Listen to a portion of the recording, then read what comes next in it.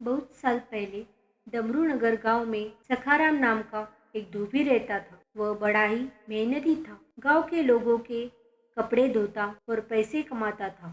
उसके पास डेचू नाम का एक गधा था जो बड़ा ही आलसी था। जब उसका मन अपनी पीठ पर कपड़ों का बोझ लाद कर नदी पर जाने का नहीं होता तो वह कहीं ना कहीं भाग जाता था। सखाराम बड़ा परेशान होता क्योंकि उसे कपड़े धोने के लिए नदी पर ही जाना पड़ता था। नदी उसके घर से दूर थी। उसे कपड़े उठाकर जाने में बड़ी तकलीफ होती थी। वह अपने गधे ढेचू को प्यार से भी समझाता, मार कर भी समझाता था, लेकिन ढेचू ने तो जैसे कसम खा रखी थी कि उसे कुछ भी नहीं सुनना, बस चारा खाता और सोता। काम करने का तो उसका दिल ही नहीं करता था। ढेचू सखाराम के पिता के समय से उसके घर में था। सखाराम उसे अपने भाई की तरह प्यार करता था, लेकिन वह ढेचू के आलस से बहुत ही परेशान हो चुका था। एक बार तो पूरे हफ्ते सखाराम को अपने सर पर कपड़ों का बोझ लेकर नदी तक जाना पड़ा। उस दिन सखाराम ने निश्चित कर लिया कि अब तो वह ढेचू को बेच देगा और उन पैसों से दूसरा गधा लाएगा जो उसकी काम में मदद करे। सखाराम ने आसपास के गांव के लोगों से भी इस बारे में कहा, लेकिन ढेचू के आलस की चर्चा सब जगह फैल चुकी थी। एक दिन सखाराम और ढेचू को नदी से घर वापस आने में देर हो गई थी। रास्ते में उन्हें डाकू मिल गए। डाकुओं ने सखाराम को पकड़ लिया और सखाराम से कहा, तुम्हारे पास जो कुछ भी है वह सब हमें दे दो। सखाराम ने कहा, डाकू महाराज, मैं तो एक गरीब धोबी हूँ, मेरे पास आपको क्या मिलेगा? डाकुओं ने कहा, हमने तुम्हारी और तुम्हारे गधे की चर्चा सुनी हुई है। गांव और आसपास के लोग तुम्हारी और तुम्हारे गधे के बारे में बातें करते हैं। तुम्हारे पास कुछ तो ऐसा होगा जिसकी वजह से सभी तुम्हारे बारे में बात करते हैं। अब सखाराम सोचने लगा, अगर मैंने इन लोगों से यह कहा कि मेरा गधा आलसी है, लोग इस वजह से चर्चा करते हैं, तो इन्हें मेरी बात पर यकीन ना होगा और यह मुझे मार देंगे। फिर सखाराम ने कहा, आपने हमारी चर्चा किस बारे में सुनी है? तभी एक डाकू बोला, मूर्ख चर्चा तो बड़े लोगों की होती है, बड़े चाहूकारों की, जिनके पास रुपए पैसे हो। गरीबों के बारे में बात कौन करता है? यह सुनकर सखाराम को एक उपाय सूझा। उसने फिर उन डाकुओं से कहा, डाकू महाराज, लोग तो ऐसे ही बातें करते रहते हैं, मैं तो एक गरीब धोबी हूँ, मेरे पास आपको क्या मिलेगा? आप चाहे मेरी तलाशी ले सकते हैं। डाकुओं ने सखाराम की तलाशी ले ली, लेकिन उसके पास तो सच में कुछ भी नहीं था। तो उन डाकुओं को क्या मिलता? तभी एक डाकू ने सरदार से कहा, इसके पास जो मूल्यवान चीज है इसने कहीं छुपा कर रखी है, यह हर वक्त उसे साथ में लेकर नहीं घूमता होगा।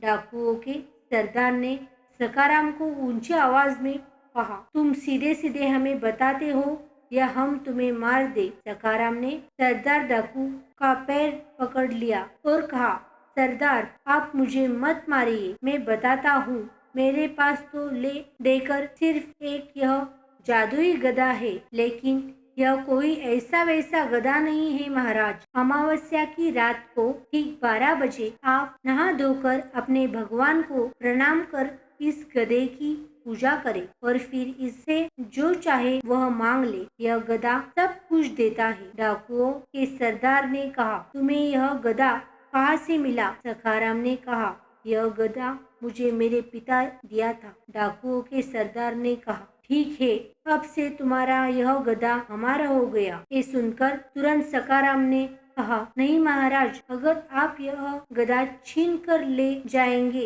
या जबरदस्ती ले जाएंगे तो यह आपके किसी काम का नहीं होगा। आपको अपना सारा धन इस गधे के बदले में देना होगा, तभी यह गधा आपको वरदान देगा, नहीं तो आपको कुछ भी नहीं मिलेगा। डाकू लालच में आ गया। उन्होंने कहा, ठीक है, तुम यही रुको, हम जाकर अपना सारा धन लेकर आ जाते हैं। ऐसा कहकर डाकू सखाराम को और उसके गधे ढेचू को वही छोड़ अपना सारा पैसा लेने चले जाते हैं। सखाराम बड़ा खुश हो जाता है कि कहा तो वह इस ढेचू को कम कीमत में भी बेचने को तैयार था, लेकिन अब उसे ढेचू के बदले में बहुत सारा पैसा मिल जाएगा। वो ढेचू से कहता है, अब तुम्हें भी समझ आएगा, जब यह डाकू तुम्हें ले जाएंगे और अमावस्या के दिन तुम्हें उनकी इच्छा पूरी नहीं कर पाओगे तो यह तुम्हें बहुत मारेंगे और मैं तो सारा धन लेकर शहर चला जाऊंगा। ढेचू मन ही मन सोचता है,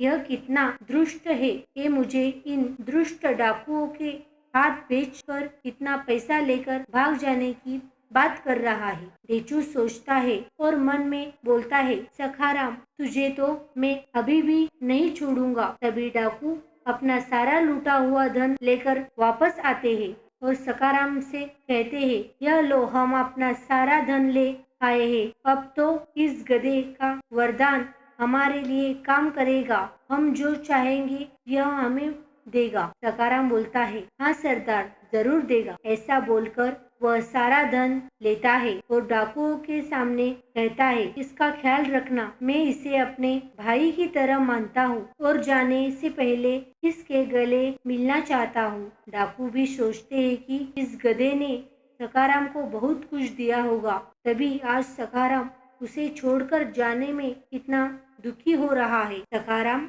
गधे के गले लगता है और उसके कान में कहता है, तूने मुझे जितना दुखी किया है, अब उन सब दुखों का हिसाब तुम्हें पूरा करना पड़ेगा। जब सखाराम ढेचू के गले लगकर उसके कान में यह बात कह रहा होता है तो ढेचू सखाराम के पैसे की पोटली में अपने दांत से छेद बना देता है और मन में सोचता है, मेरे रहने से तू दुखी था, अब मेरे जाने से तो तू और भी दुखी होगा। डाकू ढेचू को अपने साथ लेकर चले जाते हैं और सखाराम खुशी खुशी अपने पैसे की पोटली लेकर अपने घर की तरफ चल देता है। लेकिन जब तक सखाराम घर पहुंचता है, उसके पैसों की पोटली से थोड़ा थोड़ा करके सारा धन रास्ते में ही गिर गया होता है। यह देखकर सखाराम जोर जोर से रोने लगता है और कहता है, मेरी तो किस्मत ही खराब थी, गधा मिला तो ऐसा कि मुझसे ही काम करवाता था